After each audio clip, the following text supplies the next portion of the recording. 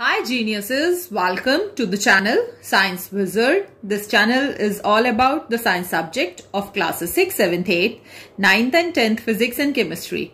If you are new to my channel, you can subscribe to the channel for more science videos, and if you like the explanation then please press the like button and you can share this video with your friends, family and the classmates. So the chapter which we are going to discuss today is of class 7, chapter 1, nutrition in plants. इस chapter पे मैं already 2 videos बना चुकी हूँ जिसमें हमने autotrophic nutrition cover कर लिया है पूरा कि ग्रीन प्लांट्स जो हैं वो कैसे अपना फूड प्रिपेयर करते हैं and what are the conditions which are required for the photosynthesis process by which the green plants prepare their own food. Okay, and today we are going to discuss the topic heterotrophic nutrition. Okay, so autotrophic मतलब हमने क्या देखा था? Auto means self and trophism means feeding. Okay, तो जो खुद का खाना खुद ही बनाते हैं और अपने आप को फीड करते हैं उनको हम ऑटोट्रॉपिक्स कहते हैं.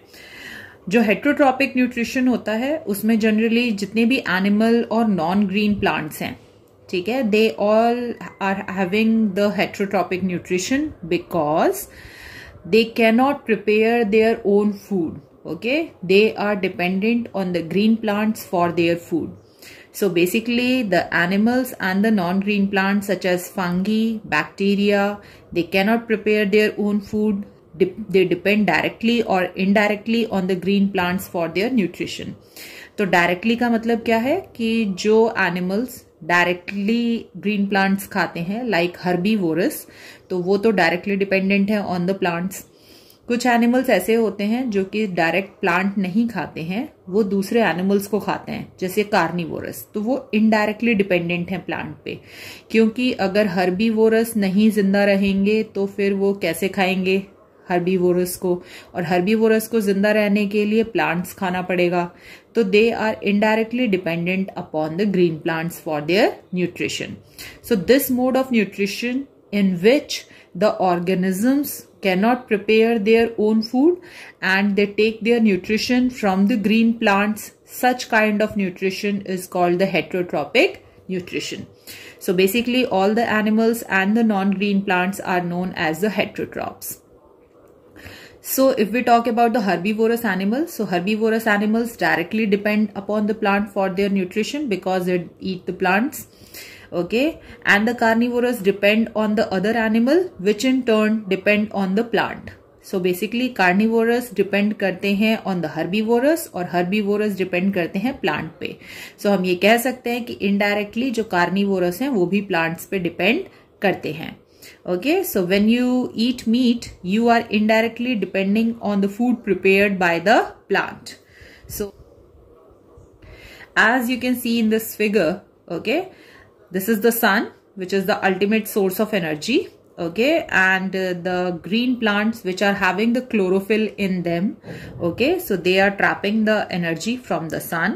Okay, and by the photosynthesis process they are preparing their food, and then the plants are eaten by the herbivorous animals or the omnivorous. Omnivorous कौन होते हैं? Omnivorous जो होते हैं they can eat both plants and animals. Okay, so ये जो green plants हैं ये omnivorous भी खाते हैं और herbivorous भी खाते हैं, और इन herbivorous को carnivorous खाते हैं.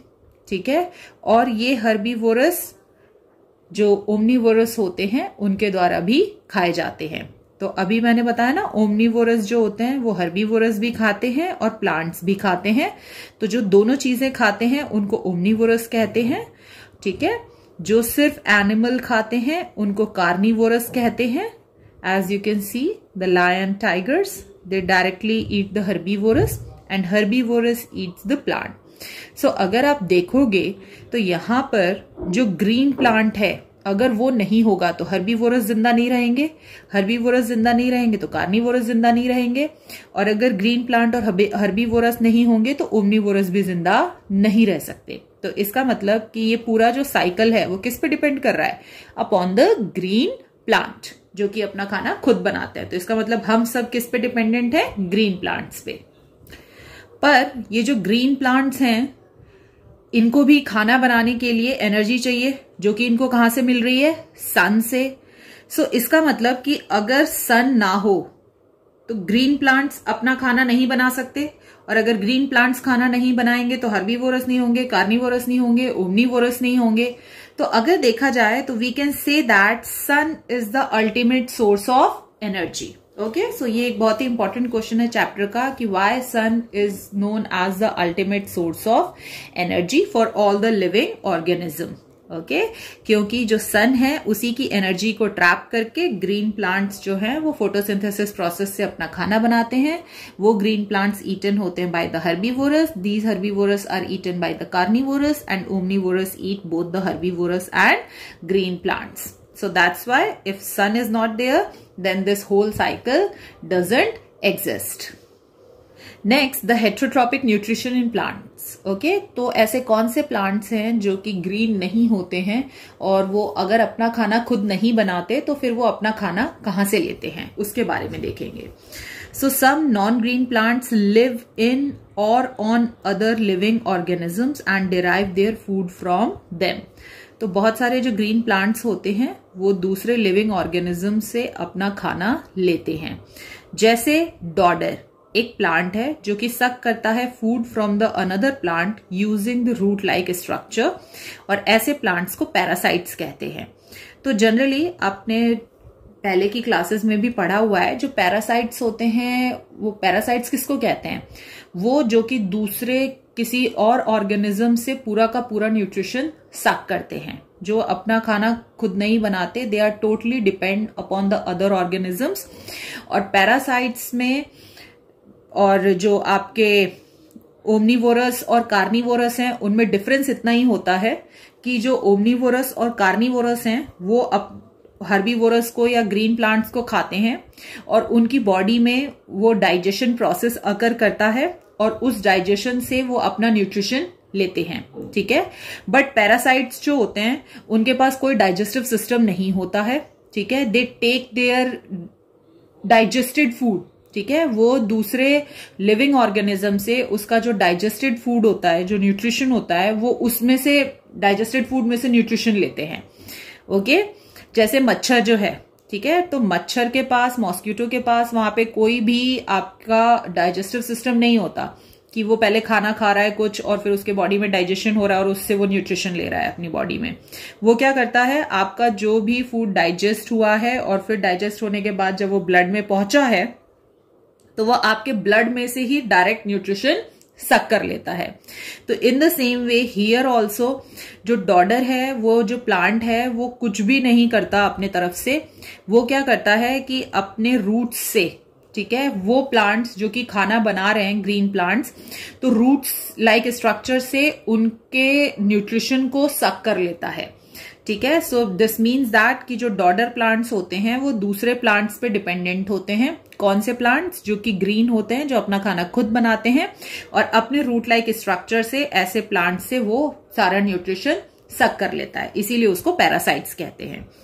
The plant from which a parasite get its food is called a host. ठीक है, तो जो भी होस्ट प्लांट होता है, ग्रीन प्लांट, जिससे कि वो अपना फूड सक करता है, उसको हम होस्ट प्लांट कहते हैं। Some parasitic plant like mistletoes plants which grow on the trees such as mango और the mahua. Okay, so as these are the mistletoes plant. ठीक है, तो ये जो मैंगो और महुआ के जो प्लांट्स होते हैं उस पे ये ऐसे छोटे छोटे मिसल्टोज प्लांट्स जो हैं वो ग्रो हो जाते हैं। ये भी पैरासाइटिक प्लांट्स ही कहलाते हैं, means they take their nutrition from other plants. But यहां पर डिफरेंस इतना है बस कि ये जो पैरासाइटिक प्लांट्स हैं, मिसल्टोज प्लांट्स जो कि दूसरे ट्रीज पे ग्रो होते हैं, इनके पास खुद की ग्रीन लीव्स होती हैं। ठीक है, सो ग्रीन लीव्स होने के कारण they can synthesize their own food by the photosynthesis process. But अपना खाना बनाने के लिए भी उनको वाटर की जरूरत है, मिनरल की जरूरत है। ठीक है, तो इनके पास रूट्स नहीं होते। एज यू कैन सी, जैसे ये मान लो, सपोज करो कि ये महुआ का ट्री है, महुआ के ट्री पे ये मिसल्टोज पैरासाइटिक प्लांट ग्रो हो गया है, तो इसके पास कोई रूट तो नहीं है जिससे कि वो वाटर और मिनरल सक करेगा सॉइल में से। तो बेसिकली वाटर और मिनरल के लिए ये होस्ट प्लांट पे डिपेंडेंट रहता है जिसपे ये ग्रो होता है। ठीक है, तो यहाँ पे होस्ट प्लांट क्या हो गया, मैंगो या महुआ।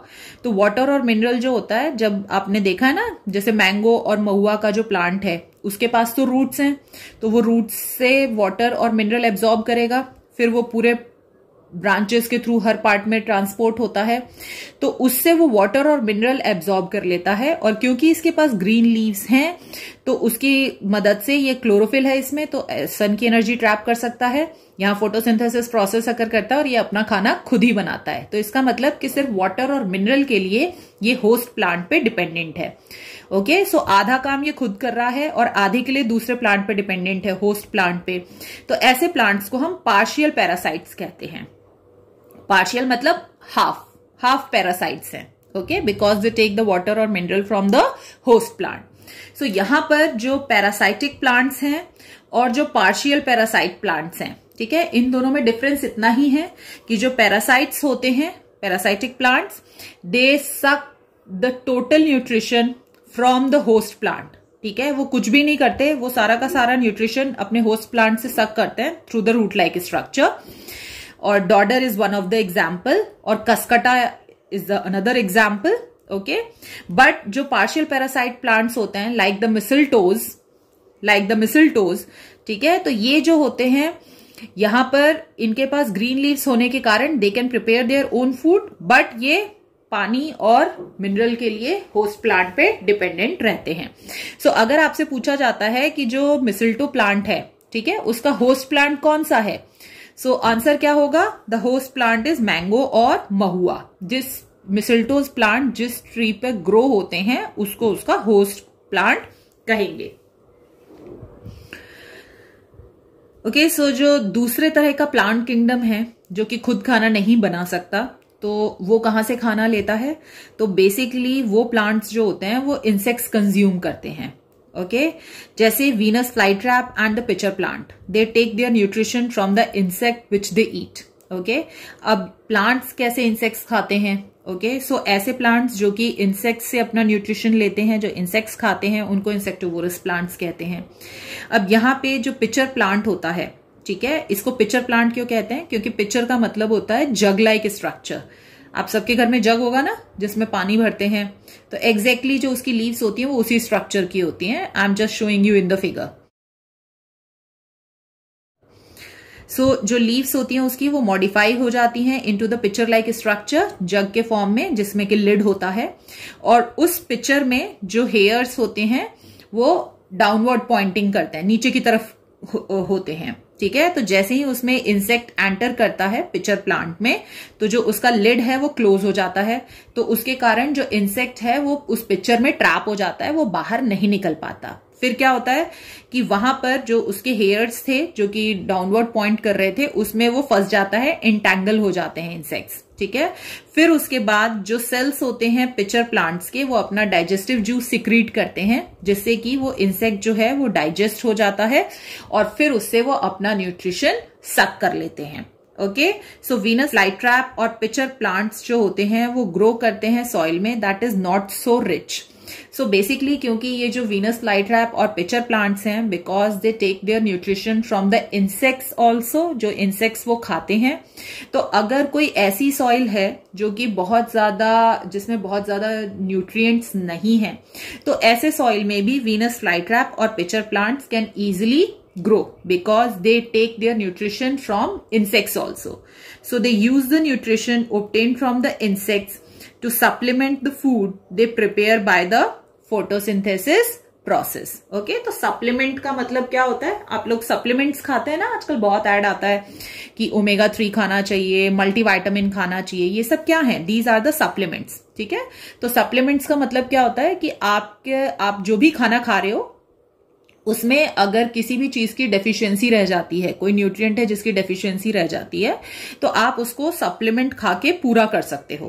ठीक है, सो यहां पर भी क्योंकि they are green in colour, तो they prepare their own food by the photosynthesis process, but क्योंकि अगर वो बहुत ज्यादा न्यूट्रिएंट रिच सॉइल में ग्रो नहीं हो रहे हैं, तो वहां पर वो फोटोसिंथेसिस से जितना खाना बनाते हैं और जो बाकी के न्यूट्रिएंट्स होते हैं they can take it from the insect जो कि वो खाते हैं।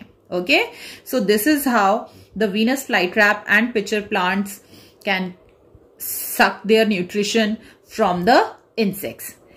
नेक्स्ट है आपके सेप्रोट्रॉप्स. ओके, सो सेप्रोट्रॉप्स क्या होते हैं? ये भी नॉन ग्रीन प्लांट्स होते हैं, बट यहां पर अगर आप अभी देखोगे तो अभी तक हमने जितने भी पढ़े थे पैरासाइट्स, पार्शियल पैरासाइट्स और इंसेक्टोवोरस प्लांट्स, ठीक है. So they all are dependent on the either they are sucking their nutrition from the green plants, okay, or partially they are sucking the water and mineral, ठीक है, from the host plant, or they are eating the insects, okay. But यहाँ पर अगर saprotrophs की बात करें तो ये जो नॉन ग्रीन प्लांट्स होते हैं बेसिकली ये अपना जो न्यूट्रिशन लेते हैं they take it from the dead और डिकेइंग प्लांट एंड एनिमल. तो जो प्लांट्स और एनिमल्स मर जाते हैं, ठीक है, या फिर जो उनका वेस्ट होता है उससे ये अपना न्यूट्रिशन सक करते हैं. So they derive their food from them. कौन? डेड और decaying plants and animals. So for example saprotrophs क्या होते हैं? लाइक मशरूम, ठीक है, अदर फंगी और बैक्टीरिया. अब ये डेड और डिकेइंग प्लांट्स और एनिमल से अपना न्यूट्रिशन कैसे सक करते हैं? तो बेसिकली सबसे पहले जो भी प्लांट और एनिमल है जो कि डेड हो गया है, ठीक है, और डिके हो रहा है, उस पे ये अपना डाइजेस्टिव जूस सिक्रीट करते हैं डेड और डिकेइंग मैटर पे. और ये जो डाइजेस्टिव जूस है ये जो सॉलिड मैटर होता है उसको लिक्विड में कन्वर्ट कर देता है, ठीक है. इनके डाइजेस्टिव जूस से वो जो सॉलिड प्लांट और एनिमल है that converts into the liquid, और फिर वो उस लिक्विड से अपना न्यूट्रिएंट सक कर लेते हैं, ठीक है. तो ये जो मेथड होता है of getting the nutrition from the dead and decaying matter in the form of a liquid, इसी को हम सेप्रोट्रॉपिक न्यूट्रिशन कहते हैं. ओके, सो अगर हम देखा जाए तो आपने डिकम्पोजर्स के बारे में पढ़ा था ना कि जो डिकम्पोजर्स होते हैं they are also very useful for us, क्योंकि वो जितने भी डेड प्लांट्स और एनिमल्स हैं उनको डिकम्पोज कर देते हैं, नहीं तो बहुत सारी डेड बॉडीज इकट्ठा हो जाएंगी. So basically saprotrophs also do the same work. जैसे फंगी है, बैक्टीरिया है, वो अपना न्यूट्रिशन जो होते हैं वो इसी मोड से लेते हैं, and that's why they are known as the saprotrophs or the saprophytes. Similarly, जो spores होते हैं of the fungi, okay, are always floating around in air and they start germinating when they land on the wet and the warm thing. Okay, so as you can see in this figure, ठीक है, जो bread होता है ना, slice of a bread, उस पर थोड़ा सा पानी डाल दो आप और फिर उसको एक मॉइस्ट प्लेस पर 2-3 दिन के लिए छोड़ दो जहां की टेम्परेचर भी थोड़ा वार्म हो, ठीक है. और फिर उसके 3 दिन बाद आप यहाँ पे देखोगे कि यहाँ पे जो फंगी है वो डेवलप हो गई है, ओके. और जब आप उसको मैग्नीफाइंग ग्लास से ऑब्जर्व करोगे तो आप देखोगे व्हाइट, ग्रीन और brown patches of thread like growth on the bread. So as you can see this is a microscopic image. So इसमें आप देखोगे तो यहाँ पे आपको ऐसे स्टेम जैसा दिख रहा है ना, और ऊपर ऐसा राउंड सा दिख रहा है. तो ये जो ऊपर राउंड सा दिख रहा है these are called the spores, ठीक है. तो ये जो स्पोर्स होते हैं ब्रेड मोल्ड में, ठीक है, जो कि फंगी है. सो ये जो स्पोर्स होते हैं फंगी के, ये कॉन्स्टेंटली फ्लोट करते रहते हैं एयर में, और जहां पे इनको वार्म और वेट लैंड मिलता है, मतलब कोई भी ऐसी चीज जहां पे की नमी मिल रही है इनको और वार्म टेम्परेचर है, तो ये वहां पे जर्मिनेट होना शुरू हो जाते हैं, ग्रो होना शुरू हो जाते हैं, ठीक है. अब ये जो फंगी है ये इजीली ग्रो हो सकता है आपके शूज में, क्लॉथ्स में, पिकल्स में, या फिर दूसरे किसी भी आर्टिकल्स में, अब वो वार्म और ह्यूमिड वेदर में रखा है. तो आपने गर्मी में बहुत बार नोटिस किया होगा कि जब भी आप खाना बाहर छोड़ देते हो, ओके, सो उस पे ऐसा ब्राउन कलर का जो लेयर है वो फॉर्म हो जाता है, जैसा ब्रेड पे आप देख रहे हो ये ग्रीन और ब्राउनिश सा लेयर, ओके, या फिर जो व्हाइट सा पैचेस पड़ जाते हैं आपके खाने में. So what is that? That is the fungi. तो ये जो फंगी होते हैं because they are non green in colour, so that's why they take their nutrition from the dead plants and animals, and that's why they are called the saprophytes.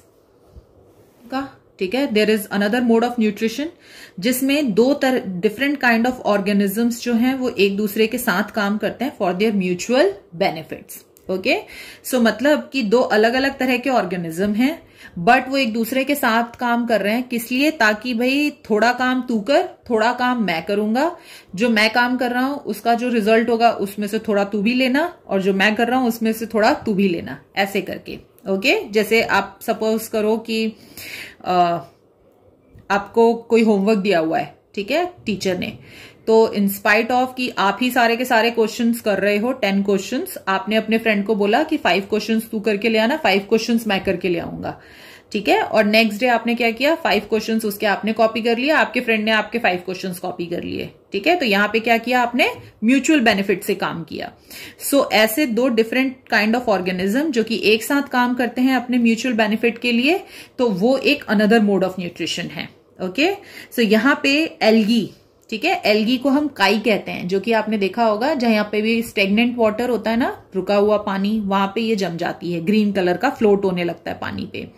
तो algae जो होता है वो ऑटोट्रॉप है। Autotroph मतलब क्योंकि वो green colour का होता है, उसमें क्लोरोफिल होता है, तो वो अपना खाना खुद बना सकता है। और जो फंगी अभी हमने देखा वो सेप्रोफाइट है, क्योंकि ये नॉन ग्रीन होता है, तो ये अपना न्यूट्रिशन किससे लेता है, from the dead plants and animals.